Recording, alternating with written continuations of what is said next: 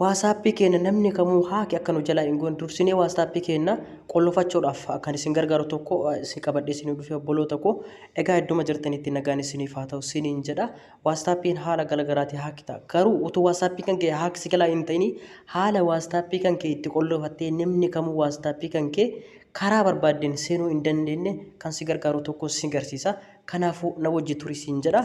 Egaa warroonni yeroo jalqabaatiif gara chaanaala Amaanuroof dhuftanii chaanaala keenya subscribe goota ishee mallattoo bilbilaa fakkaatu kanaal tokko tuquudhaan gubbatti ol baasaa algata viidiyoon keenya akka dafee isin bira ga'u isin gargaara isiniin jedha.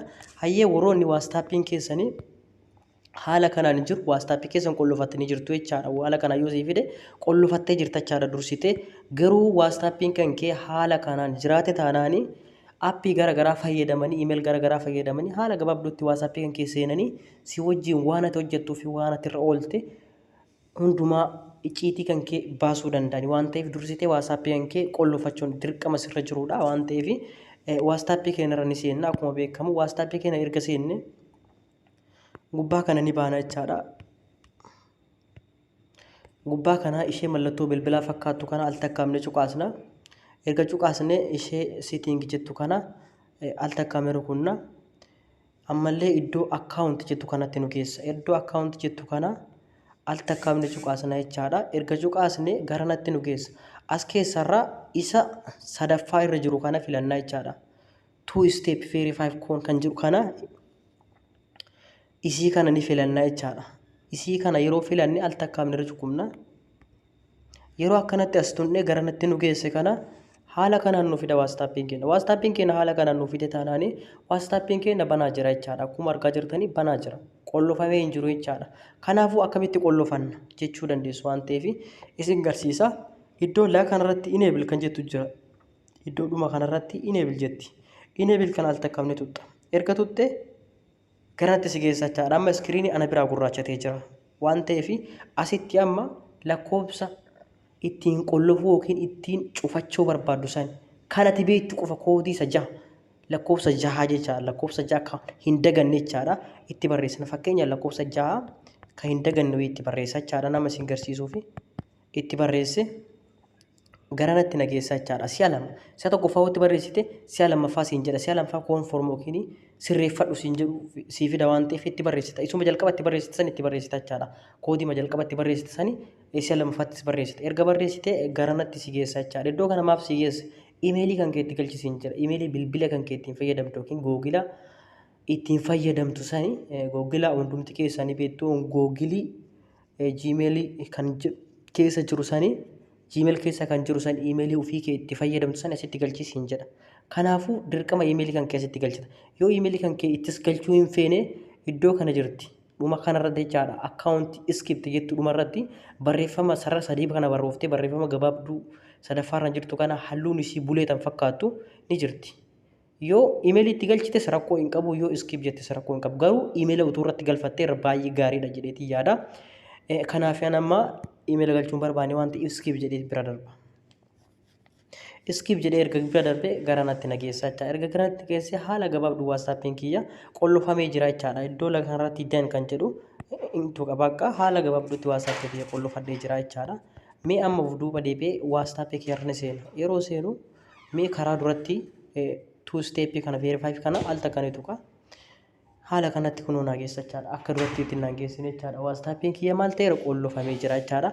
Haala kanaan waasappii keessan qollofattanii namni kamuu isinuu yeroo bilbila biraatti waasappii san banuu barbaadanii dirqama koodii kana isin gaafata. Itti galchitanii waasappii bilbila biraattis kan banattanii jechaadha. Kana waan ta'eef haala kanaan waasappii keessan to'annoo keessan jala galchitanii itti fayyadamuu dandeessu jechaadha. Yoo dhumarratti yeroo waasappii keessan dhumarratti yaadachiisaaf akkasii yaadattaniif lakkoofsa amma itti galchitan kana isin gaafata jechaadha. Waasappii keessan irra galtan.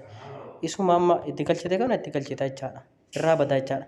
Qulfiin kun kan yookiin lookiin kun yeroo hunda si gaafata miti. Meebii ji'atti torbetti al takka si gaafata yookiin akka lakkoofsan hin daganneef jechaadha. Si yaadachiisa jechaadha. Si yaadachiisanii nu ji'atti 15tti torbetti akka ta'etti si dhufee guyyaa takka si gaafata. Kanaafuu ati beekte waan ta'eef kee waan ta'eef lakkoofsa kanatti galchisan irraa baate irraa banattaa jechaadha. Haala kanaan waastappii keessan qollofattu. Yoo waastappii keessa fuula bilbilaa kana qollofuu barbaadanii karaa amma deemnee kanaan deemuu dandeettu barbaadeef seetingii gootu seetingii kana tuqaa sadii kanarratti seetingii irratti tuttu ammallee karaa maduratti loo kanarratti isa jalqabaa karaa loo kanarratti al takka tuttu asirratti maal gootu duratti kanarratti qollofanne akka namni jalaa haakiin goodeef kanarratti qollofanne amma yookiin waasappii keenya akkuma bilbila namni nurraa fuudheen akka gadi hin seenne yoo jibbina taate iddoo gubbaa kanarratti ni tunna. Erga tunne akkana loomne laa kanarratti jechaadha. Laa kanarratti isinii baasa. Laa kanarratti isinii baasa kun finger lock kan jiru jira. Qulfii qubaa kan jiru jira. Isoo kanarratti al takka ni tuttu. Erga tuttanii kunoo iddoo kanarratti ni bantuuf. Ni bantanii fi quba qollofuu barbaaddaniin jechaadha. Quba shanan kana keessaa tokko yoo qollofe arfan hin banu lamuu deebi'e.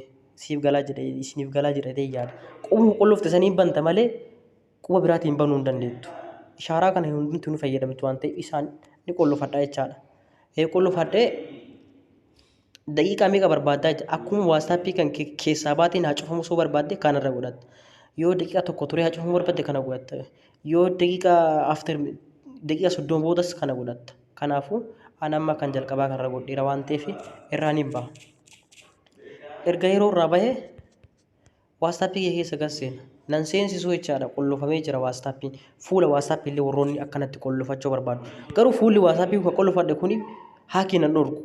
Kan dura qollofanne san ka haakii namaan irraa ittisuu danda'u. Kuni qafoo kiyya keessa namni yoo bilbila kee irraa fuudhee akka waastappii gadi hin seenne qofa na fayyada waan ta'eef. Kanaafuu haala kanaan waastappii keessan itti qollofattanii namni kam waastappii keessan akka hin seenne isin gargaara isiniin jedha. Hayyee barnoota biraatti hanga badhee walitti deemnutti nagaatti isiniin jedha.